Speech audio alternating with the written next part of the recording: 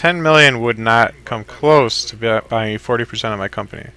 You need 100 million to get 40%. That gives about a $250 million valuation, which I think is very reasonable. I'm paralyzed, or that would not cover all of my other enterprises. That only covers the robotics company specifically. So if I develop, you know, a hair transplant machine, you don't get a piece of that. If I start working in prosthetics, you don't get a piece of that. If I have my music career blow up, you don't get a piece of that. This is only for robotics.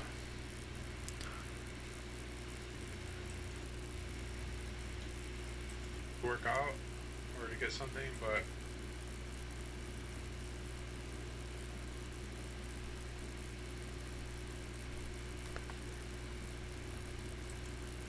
just because my company's worth is very high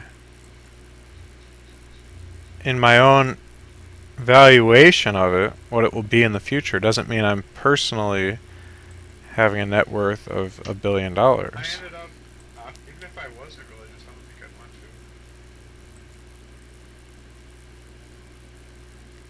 to. I never claimed I'm currently a billionaire.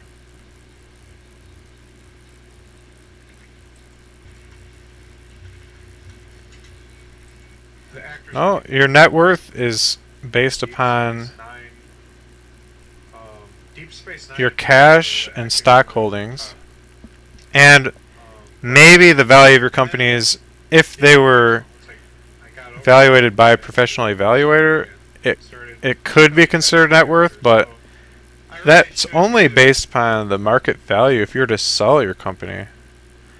And I don't think my company's market value today it would be 220 million. It's 220 million based upon my belief of where it's going to eventually end up, which would be far more than that even.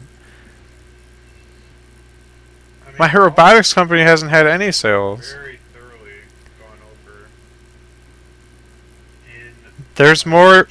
there's more ways to evaluate the value of a company than sales. And I just gave an example. If you could go back in time and buy 40% of Apple while Steve Jobs is still in the garage for 100 million, that would be the investment of the century. That would be worth, you know, hundreds of billions of dollars today. Thousands of magnitudes, of orders of magnitude higher. Okay. Now, if you take my company and you project it being the next Apple, the same principle applies. Now, would you tell Steve Jobs, if you went back in time and saw him building computers in the garage, well, your company, Apple, isn't worth anything because what was your sales last year? Of course he didn't have sales. It was Apple pre-sales.